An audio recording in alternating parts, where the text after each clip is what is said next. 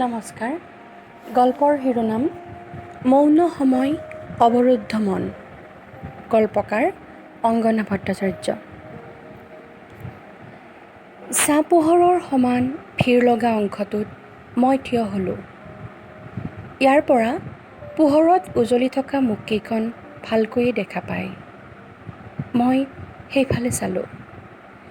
কিন্তু কথন আৰু পৰ্যালোচনাৰ সেই ক্ষুদ্ৰ বৃত্তটোত সোমাব নোখুজিলোঁ। মই মুখখন ঘূৰাই দিলোঁ। ইটোফালে ঘনঘোৰ আন্ধাৰ। চকুৰে মনিব নোৱাৰা ছায়াঘন তীব্ৰতাত এয়া যেন মোৰেই মুখ, মোৰেই প্ৰতিবিম্ব।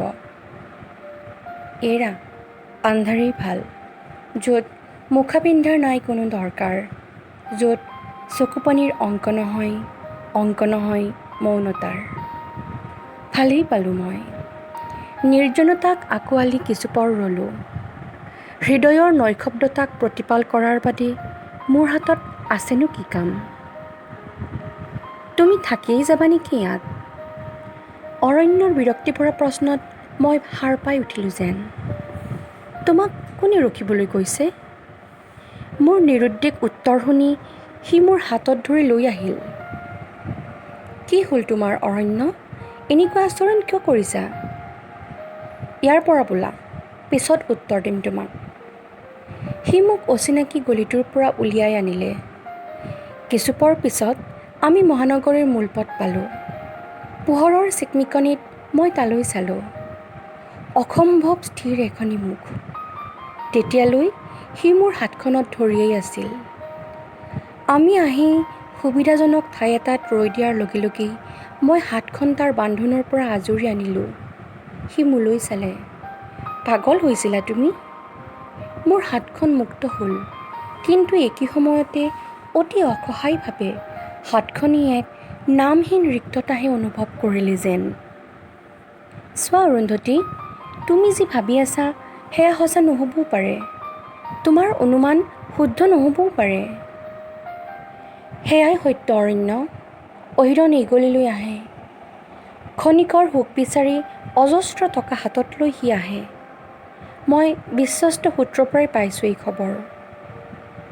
সঁচা হ'লেই যেনিবা, মই নাহিলে তুমি অকলে আহিলাহেঁতেন জানো ইয়ালৈ? Of course. What the hell is going on?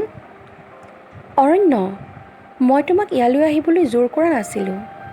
নাহিলে নাহিব পাৰা, মইতো আহি থাকিবই লাগিব। জানানে কি কথা কৈছা তুমি? যুদ্ধ আৰু প্ৰেমত সকলো সম্ভৱ। প্ৰেম? 7 বছৰ আগতে যি প্ৰেম আৰু বিশ্বাস চিগাৰেটৰ ধোঁৱা হৈ উৰি গৈছিল। মই থমকি ৰ'ব লাগিছিল। এৰা অৰণ্যৰ শব্দৰ মুহুৰ্মুহু আঘাতত মই স্থবিৰ হৈ পৰিব লাগিছিল। কিন্তু এনে অসহায় মুহূৰ্ততো কি মায়াপাশে মোক মেৰিয়াই ধৰে মই নাজানো। অহিৰণৰ প্ৰতি মোৰ যি মোহ, তাৰ মুক্তি ক'ত? মৃত্যুৰ পিছত? তেন্তে মই জীৱনটোৰ পৰা পালোঁ কি? উপেক্ষা আৰু বিশ্বাসঘাতকতা? বোলে চাট খাওঁ, অৰণ্যই ক'লে। তোমাৰ কোঠালৈয়ে যাওঁ বোলা, মাংস অলপ লোৱা, মই ভাত ৰান্ধিম। কিন্তু ৰুমত অভিকো আছে। কোনো কথা নাই, অভিকৰ প্ৰেয়সীজনীয়েতো তোমাৰ উপস্থিতিতেই ৰাতি কটায়। কিন্তু তুমিতো মোৰ। আৰে, প্ৰেয়সী বুলি কৈ দিবা না আজি ৰাতিটোৰ বাবে। তোমাৰ সৈতে মোৰ কি বিপদ হ'ব পাৰে? কাষত পৰি থাকিলেও একো কৰিব নোৱাৰা তুমি। যোৱা না, অকণমান মাংস লৈ আহাঁগৈ। মোৰ শব্দই চাবুকতকৈও তীব্ৰজোৰে হয়তো অৰণ্যক কোবাইছিল। অতি নিৰ্মমভাৱে, নিৰ্দয়ভাৱে। ক্ষণিকৰ বাবে তাৰ চকুলৈ চাবলৈ মোৰ ভয় লাগিছিল। তাৰ পৰা কোনো প্ৰতিক্ৰিয়া নাপাই মই তালৈ ভয়ে ভয়ে চালোঁ। কিন্তু এয়া কি আচৰিত! স্মিত হাঁহিৰে তাৰ মুখখন দেখি মই অবাক হৈ ৰ'লোঁ। তুমি যিমান ককৰ্থনা কৰিলেও মই তোমাক নেৰোঁ অৰুন্ধতী। সম্ভাৱনাৰ এই অমূল্য ফুলপাহক মই মিথ্যা অনুভৱৰ নামত হেৰাই যাবলৈও নিদিওঁ। মই অপলক নেত্ৰে তালৈ চাই থাকিলোঁ। সি মোক এৰি মাংসৰ বজাৰখনলৈ গ'ল। মই তালৈ চাই ৰ'লোঁ। কলেজত পঢ়াৰে পৰাই মোৰ প্ৰতি তাৰ এক সজল ভাৱনা আছে বুলি মই জানো। অথচ জীৱনত হয়তো এনেকুৱা এটা মুহূৰ্ত নোলাব যিটো মুহূৰ্তত মই তাৰ প্ৰতি শুভবোধৰ বাৰ্তা পাইছোঁ। মোৰ বাবে সি মাত্ৰ এক বিৰক্তি, অসহ্যকৰ উপস্থিতি এটা। কিছুমানে তাক লেডিজ বুলি জোকায়। অহিৰণ আৰু মই মুখ টিপি হাঁহোঁ। তাৰ সন্মুখতেই অহিৰণী মোৰ কঁকালত মেৰিয়াই ধৰে, গালত চুমা খাই হাত দুখন চুই থাকে। সি সেইবোৰলৈ মন নিদিয়ে। আমাৰ অন্তৰংগতা বেছি হোৱা যেন পালেই কামৰ বাহানাত সি আমাৰ পৰা আঁতৰি যায়। অহিৰণী মোক কয়, ইয়াৰ যিজনী ঘৈণীয়েক হ'ব তাইলৈ মোৰ দুখেই লাগে জানা। বেচেৰিয়ে হিম চেঁচা জীৱন এটা পাব লেডিজটো। অৰণ্যৰ ভাড়াঘৰ পাওঁ মানে সন্ধিয়া 8 বাজি যায়। নিশাটো মই অৰণ্যৰ সৈতে একেখন বিচনাতেই শুবলৈ বিচাৰোঁ। কিন্তু ভাত পানী খাই উঠাৰ পিছত সি এটা আজব কাৰবাৰ কৰে। অভিকৰ সৈতে একেখন বিচনাতে শুই সি তাৰ বিচনাখন মোলৈ আগবঢ়াই দিয়ে। অজানিতে কিয় জানো এক অপমান বুদ্ধি মোক আৱৰি ধৰে। তুমি মোক অলপো ভাল নোপোৱা অৰুন্ধতী? তেন্তে কি সম্পৰ্কৰ দোহাই দি তুমি মোৰ সৈতে শুবলৈ বিচাৰিছা? তোমাৰ মুখলৈ অহা যিকোনো শব্দ মই গ্ৰহণ কৰিম, সেইখিনি সামৰ্থ্য মোৰ আছে। কিন্তু মই ইমান সস্তীয়া নহয়, আৰু সেয়া মোৰ দুৰ্বলতা বুলি ভুল নকৰিবা। নিশা মোৰ টোপনি নাহে। কাৰো পৰা মই কেতিয়াও বিমুখ হোৱা নাই। দুখীয়া পিতাই হোষ্টেলত ৰাখি পঢ়ুৱাব নোৱাৰে। সঁচা কথা, অৰ্থৰ তাৰণাত মই অহিৰণৰ সৈতে প্ৰেমৰ সম্পৰ্ক গঢ়ি তুলিছিলোঁ। যথেষ্ট সকাহ পাইছিলোঁ মই। কিন্তু সময়ৰ সোঁতত মই সঁচাকৈ অহিৰণৰ প্ৰেমত পৰিছিলোঁ। সম্ভৱ এগৰাকী নাৰীয়ে বিচৰা সকলোখিনি মই তাৰ মাজতেই বিচাৰি পাইছিলোঁ। শৰীৰ আৰু মন দুয়োটাই তৃপ্তি হৈছিল মোৰ অহিৰণৰ সংগত। কিন্তু এটা সময়ৰ পৰা অহিৰণী মোক মাথো এটা শৰীৰ বুলি গণ্য কৰিবলৈ ধৰা হয়। অনেক উচপিচনি আৰু মানসিক সংঘাতৰ মাজত মই প্ৰতিবাৰেই তাৰ হাতত তুলি দিওঁ মোৰ শৰীৰ। এয়া যেন হৌ সিদিনাৰ কথাহে। 7টাকৈ বছৰ পাৰ হৈ যোৱাৰ পিছতো সেই ক্ষণবোৰ মোৰ বাবে আলফুল ৰতন যেন। ক্লাছ শেষ হোৱাৰ লগে লগেই অহিৰণৰ বাইকত গা লগাই তাৰ ফ্লেট পাওঁহি। ভোক আৰু মূৰৰ বিষত আঁতুৰ হৈ মই চোফাখনতেই হাউচি বহোঁ। আৰু মোক আচৰিত কৰি তিনি অৱস্থাতেই সি মোৰ কাপোৰ খুলিব ধৰে। মোৰ খুব ভোক লাগিছে, কি আছে খাবলৈ দিয়া, আগতে খাই লওঁ। মোৰো বৰ ভোক লাগিছে। এঘণ্টামান পিছত ধোৱাবলীয়া মেগী লৈ দুয়ো মুখামুখিকৈ বহোঁ। ইতিমধ্যে মোৰ ভোক আৰু ভাগৰত দেহা লেবেজান হৈ পৰে। খোৱা শেষ হয় নে নহয় সি পুনৰ মোৰ দেহাটো জপতিয়াই ধৰে। মই কেনেবাকৈ উশাহ ল'বলৈ চেষ্টা কৰোঁ। কেনেবাকৈ অহিৰণক মোৰ প্ৰেম বুলি মনতে সামৰি ৰাখোঁ। মোৰ শৰীৰৰ পৰা মোৰ 4মহীয়া সন্তানটোক কাঢ়ি নিওঁতেও মই তাক ভাল পাই থাকোঁ। সি মোক কোনোপধ্যেই বিয়া কৰাব নোৱাৰোঁ বুলি কওঁতেও মই তাক ভাল পাই থাকোঁ। মুঠতে তাক মই ভাল পাবলৈ নেৰোঁ। সি মোৰ জীৱনৰ পৰা গুচি যাওঁতে মই বিশেষ আপত্তি কৰিব নোৱাৰিলোঁ। কাৰণ তাৰ হাতত মোক বিয়া নকৰোৱাৰ হাজাৰটা অজুহাত আছিল। কথাটো সঁচা, তাৰ সংসাৰখন সুখৰ নহয়। তাৰ অতি উচ্চাকাংক্ষী পত্নীয়ে বিয়াৰ অত বছৰৰ পিছতো সন্তান নিবিচাৰে। ভুলবশতঃ গৰ্ভধাৰণ কৰা সন্তানটো অহিৰণৰ অজানিতেই তাই শেষ কৰি পেলায়। অৰণ্যই কৈছিল মোক এদিন অহিৰণ আৰু এৰিকাৰ সংসাৰৰ কথা। অহিৰণী সন্তানটো হেৰাই যাওঁতে দুখ কৰা নাছিলনে? সি পাগল হৈ গৈছিল। নিজৰ সন্তান এটাৰ মৃত্যু অমানুষ এজনীহে সহ্য কৰিব পাৰে অৰুন্ধতী। মোৰ সন্তানটো তাৰ আছিল অৰণ্য, অথচ সি সিদিন সকাহ পাইছিল। অৰণ্যই কি ভাবিছিল নাজানো, কিন্তু ঠাউকতে মই অংক এটা পাতি লৈছিলোঁ। সিদিনাৰ পৰাই মই অহিৰণক লগ পাবলৈ বিচাৰি আছোঁ। কিন্তু সি মোক কোনোপধ্যেই লগ নিদিয়ে, মোৰ ফোন নুঠায়। কথাৰ ঘন টুকুৰাবোৰে মোৰ কৰ্ণকুহৰ স্পৰ্শ কৰে। মই অশেষ যত্নেৰে স্থিৰ হৈ ৰওঁ। অৰণ্যৰ অৱশ আকুল চকুযোৰ মোৰ সহচৰ হৈ থাকে। তথাপি সি নুবুজে মোৰ হৃদয়ৰ আৰ্তৰাৱ, হয়তো বুজিও নুবুজে। অপত্য স্নেহ সৃষ্টিৰো কাৰক, নতুবা ধ্বংসমুখী বাটৰো। ঈশ্বৰলৈ যোৱা বাট কিমান দূৰ?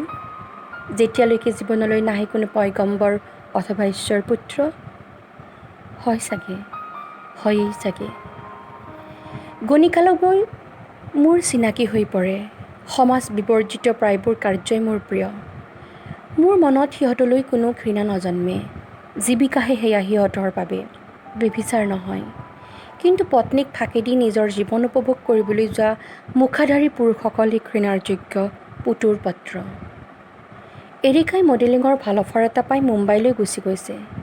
মাকৰ সৈতে অহিৰণ ঘৰতে ৰৈ গৈছে। অৱশ্যে সি ঘৰত থাকিনো কিমান সময়, তাৰ আচল ঠিকনা। মই এটা কথা বুজি পোৱা নাই, হাই প্ৰফাইল হোটেলৰ সুবিধা এৰি তাৰ দৰে পুৰুষ এজনে সাধাৰণ গণিকালয়ত হোষ্ট হৈছে কিয়? কাৰণটো তই শুনিলে আচৰিত হবি। কি কাৰণ? সি সন্তানৰ পিতৃত্ব বিচাৰে। সেই কাম মাত্ৰ গণিকালয়ৰ নিয়মীয়া গণিকা এগৰাকীহে কৰিব পাৰে। পেটৰ ক্ষুধা নিৰ্বাপনৰ বাবেই গণিকালয়ত থকা নাৰীবোৰহে গণিকা। লাহ-বিলাহ পুৰাবলৈ নামী দামী হোটেলত ৰাত্ৰি যাপন কৰা বিলাসী গণিকাবোৰ গণিকা জানো? মই এটা হুমুনিয়া হেৰো আৰু অহিৰণক লগ কৰাৰ মোৰ বাসনাটো তীব্ৰৰ পৰা তীব্ৰতৰ হয়। তই এতিয়াও ভাল পাৱ বিশ্বাসঘাতকটোক? মোৰ চূড়ান্ত সিদ্ধান্তটো শুনি অৰণ্য এক প্ৰকাৰ চিঞৰিছিল আৰু মোৰ চকুত জিলিকি উঠিছিল 4 মহীয়া সামান্য স্ফীত মোৰ উদৰটো। কথাবোৰ সহজ নাছিল। যিদৰে সহজ নহয় জীৱন, মৃত্যুৰ দৰে সহজ হয়তো একোৱেই নাই। জীৱনৰ দম্ভ, উত্ৰাৱল আকাংক্ষা। মই মিচিকিয়াই হাঁহোঁ। মোৰ কোঠাত তলাটো মাৰি মই কৰ্মস্থলীলৈ ওলাওঁ। অফিচ ছুটিৰ পিছত মোৰ এটা বিশেষ কাম আছে আজি। পিতাৰ অসুখ বেছি হৈছে, বয়সো বাঢ়িছে। মোৰ জীৱনটোৰ গতি নলগা দেখি তেওঁলোকে চকুলো টুকে। অহিৰণৰ নামটোকেই ঘৃণা কৰে তেওঁলোকে। মই জনকল্যাণ বিভাগৰ চাকৰিটো পাওঁতে যি হাঁহিছিল তেওঁলোকে। এৰা, মোৰ কৰণীয়খিনি সোনকালেই কৰিব লাগিব। অনেক প্ৰতীক্ষাৰ অন্তত একমাত্ৰ অৰণ্যৰ সহায়ত অহিৰণে মোক লগ ধৰিবলৈ মান্তি হয়। ৰেষ্টুৰেণ্টখনত মই তাৰ সৈতে মুখামুখিকৈ বহোঁ। অৰণ্যৰ প্ৰস্তাৱটো কেনে পালা? মই তোমাৰ অপৰাধী অৰুন্ধতী। জীৱনৰ চৰম সত্য উপলব্ধি কৰাৰ পিছত মই জীৱনৰ প্ৰতি মোহ হেৰুৱাই পেলাইছোঁ। জীৱনৰ প্ৰতি মোহ হেৰুৱালে তুমি সমাজৰ নিষিদ্ধ অঞ্চল এটাত এডোখৰ ৰত্ন বিচাৰি কেতিয়াও নগলাহেঁতেন। তুমি মোহ হেৰুৱাইছা সম্পৰ্কৰ প্ৰতি। হয়তো তোমাৰ কথাই শুদ্ধ। তুমি মোক কিয় বিচাৰি আছিলা নাজানিছিলোঁ, কিন্তু তোমাৰ সন্মুখত থিয় হোৱাৰ সাহস মোৰ আছিল। পলাই আছিলোঁ তোমাৰ পৰা। ৰেৱতী কৈছিল মোক, কিদৰে মোক বিচাৰি হাবাথুৰি খাইছিলা তুমি। ৰেৱতী? তাইৰ সৈতে মই বেছিভাগ সময় কটাওঁ। তাইক নাপালেহে নুপুৰৰ ওচৰলৈ যাওঁ। দুয়োজনী খুব ভাল। আচৰিত হওঁ, সেইখন জগতত থাকিও কিদৰে সিহঁতে ঈশ্বৰৰ আৰাধনা কৰে, প্ৰেমক পূজা কৰে, নিজৰ জীৱনলৈ প্ৰেম আহিব বুলি অন্তঃকৰণেৰে হেঁপাহ পুহি ৰাখে। সেয়াই আশা। আশা নোহোৱাকৈ কোন মানুহ সুস্থভাৱে জীয়াই থাকিব পাৰে কোৱা? হয় অৰুন্ধতী, আচলতে জীৱনটোকেই আমাক বিভিন্ন শিক্ষা দিয়ে, জীৱনৰ প্ৰকৃত অৰ্থ বুজায়। এতিয়াৰ জীৱনটো মোৰ বাবে বৰ অৰ্থপূৰ্ণ আৰু সহজ হৈ পৰিছে। এৰিকাই মোৰ পৰা শুহি নিয়া জীৱনৰ ৰংবোৰ নুপুৰ ৰেৱতীৰ সৈতে উভতাই দিছে। মই সুখী অৰুন্ধতী। সমাজ বিবৰ্জিত মানুহবোৰেই আটাইতকৈ বেছি সুখী কৰি তুলিছে। আৰু মই? দেখা নাই তুমি মোক? ইমানটা বছৰ বাগৰি গ'ল, অথচ মই অন্য এজনক জীৱনটো নিদিলোঁ। কিয় নিদিলা? কিয় নিজৰ প্ৰতি ইমান অন্যায় কৰিলা? এইখিনি মনোকষ্ট পোৱাটো মোৰ বাবে দৰকাৰ আছিল অহিৰণ। কিয় তুমি নুবুজিবা? মোৰ প্ৰস্তাৱটো মানি লোৱা। তাৰ ওপৰত সম্পূৰ্ণ অধিকাৰ তোমাৰ থাকিব। মাত্ৰ মোৰ সৈতেও এটা দূৰ সম্পৰ্ক বজাই ৰাখিবলৈ দিবা। মোৰ পৰিচয় অজ্ঞাতে ৰাখিও মই তাৰ খবৰ ৰাখিম। মাত্ৰ মোক সেই সৌভাগ্যৰ অধিকাৰী হ'বলৈ দিয়া।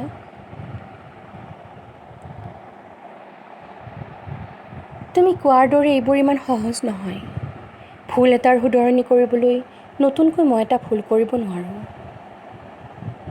নাৰী হেনো নদীৰ দৰে নিৰলস, যাত্ৰামুখী। তেন্তে মই হ'ব নোৱাৰিম কিয়? শুধৰণিৰ এটাই যেনো বাট, উপেক্ষাৰ অজুহাত। অহিৰণৰ স্পষ্ট মত সলনি কৰাৰ শক্তি মোৰ নাছিল, অথচ মই দুখোজ পিছুৱাই আহিলোঁ। ইয়াৰ পিছত অহিৰণে যি ক'লে সেয়া মোৰ বাবে এক পৰম আশ্চৰ্য। প্ৰতিশোধৰ সলনি প্ৰতিশোধ নল'বা অৰুন্ধতী, নহ'লে দ্ৰৌপদীৰ নিচিনাকৈ বিশাল সাম্ৰাজ্যৰ সম্ৰাজ্ঞী হৈও সন্তানৰ মৃত্যুক বুকুত সামৰি প্ৰতি পল জ্বলি জ্বলি মৰিব লাগিব। মই হেৰুৱা সন্তান উভতাই বিচাৰিছোঁ হিৰণ, এয়া কোনো ধ্বংসযোগ্য আখৰা নহয়। যদি প্ৰতিশোধেই নহয় তেন্তে মোক বিচাৰি হাবুঠুৰি খাইছা কিয়? তাকো মাতৃ পৰিচয় লুকুৱাই ৰাখি সন্তানক পালন কৰাৰ দায়িত্ব দিছা মোক। যদি সঁচাকৈ তুমি সন্তানটো উভতাই বিচৰা তেন্তে আমন্ত্ৰণ কৰা তোমাৰ পয়গম্বৰক, যিয়ে তোমাক ঈশ্বৰমুখী বাটেৰে লৈ গৈ সন্ধান দিব ঐশ্বৰিকত্বৰ। কাৰণ য'ত ঈশ্বৰ নাই তাত শিশু নাই। দুটাকৈ সন্তান হেৰুৱালোঁ মই, এটা সন্তান হেৰুৱাই নিজকে হেৰুৱাই পেলালোঁ যেন। আৰু আনটো সন্তান হেৰুৱাই ময়েই জানো কিৰিলি পৰা নাছিলোঁ। জীৱনী শিকাইছে মোক, যন্ত্ৰণাই জনাইছে মোক সন্তান কি। য'ত বেভিচাৰ থাকে তাত অনুভূতি অথবা যাতনা নাথাকে, নাথাকে হৃদয় আৰু শৰীৰৰ স্বৰ্গীয় শ্বাস প্ৰশ্বাস। হেৰা, সময় বহুখিনি আগুৱাই গ'ল। সময়ৰ মন্ত্ৰণাক মুঠিয়াই ধৰি মই প্ৰাপ্তি অথবা প্ৰতিশোধৰ ৰং চাব বিচাৰিছিলোঁ।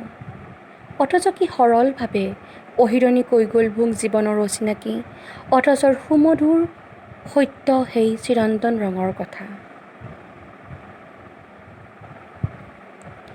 ৰেৱতীৰ লগত মোৰ খুব ভাল বুজাপৰা আছে। প্ৰেম বুলি নকওঁ, কিন্তু শৰীৰ আৰু পইচাৰ মাজতেই আমাৰ সম্পৰ্কটো বান্ধ খাই থকা নাই। কাচিত তাই আজিকালি অন্য গ্ৰাহক উঠায়, যদিও মই তাৰ ওচৰলৈ দৈনিক নাযাওঁ। মোৰ সমস্যা আৰু জীৱনৰ বিষয়ে তাই বিতংকৈ জানে, বুজে মোক। সিহঁত বৰ ভালো অৰুন্ধতী, পইচাৰ লগতে অকণমান বিশ্বাস আৰু মৰম ঢালি দিয়া। সৰ্বোচ্চ দি দিব তোমাক। চিকিৎসকৰ পৰামৰ্শ লৈছিলোঁ আমি। তাইৰ শৰীৰ নিৰোগী, কোনো ইনফেকশ্যন বা অন্য শাৰীৰিক সমস্যা নাই। দুদিনমান শৰীৰটোৰ যত্ন ল'বলৈ কৈছোঁ মই। ঈশ্বৰে বিচাৰিলে তাইয়েই মোৰ সন্তানৰ মাতৃ হ'ব। হাউলি পৰি যাব খোজোঁ মই। অহিৰণী মোক সাৱটি ধৰিলে। জীৱনৰ ওপৰত কেৱল নিজৰ নিয়ন্ত্ৰণ থকা উচিত অৰুন্ধতী। মই দীঘলকৈ উশাহ ল'লোঁ। তালৈ চালোঁ মই।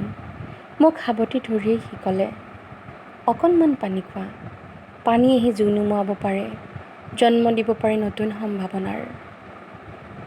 আৰু কি সম্ভাৱনা থাকিল মোৰ জীৱনটোৰ, কিঞ্চিত আশাৰ চাকি কচু তুমিয়েই নুমুৱাই দিলা। সম্ভাৱনাত সচেতনতা থাকি অৰুন্ধতী, অৰণ্যক আঁকোৱালি লোৱা। আমন্ত্ৰণ কৰা তাক তোমাৰ জীৱনলৈ। সিয়েই সিঁচি দিব তোমাৰ জীৱনত সম্ভাৱনাৰ বাট। নক্ষত্ৰৰ ফুল সিঁচৰিত হ'ব সেই বাটত। সেই লেডিজ বুলিলেই লেডিজ হৈ যায়নে এগৰাকী পুৰুষ, যি প্ৰাজ্ঞ, যি স্থিৰ, যি পোহৰ, যি সত্য। আৰু তাৰ পিছত অহিৰণী যি ক'লে, তাৰ পিছৰ অনুভৱ মাথো এক সোণোৱালী সুপথ। ককৰ্থনা অৱহেলা আৰু উপেক্ষাৰে যাক মই প্ৰতিটো পল হানি খুচি নেপানেপ কৰি থাকিলোঁ, সিয়েইটো আৱৰি থাকিল মোৰ চৌপাশ, প্ৰতিনিয়ত প্ৰতিপল। জীৱনৰ গভীৰ ঔদাৰ্য বুকুত ওলোমাই সিয়েইটো শুনাই গ'ল মোক যিখুৰ বাণী। যিটো ভুল মই তোমাৰ সৈতে কৰিলোঁ, সেই ভুল তুমি অৰণ্যৰ লগত নকৰিবা অৰুন্ধতী। মই তোমাৰ হৃদয়ৰ লগত সহবাস কৰা নাছিলোঁ হয়তো।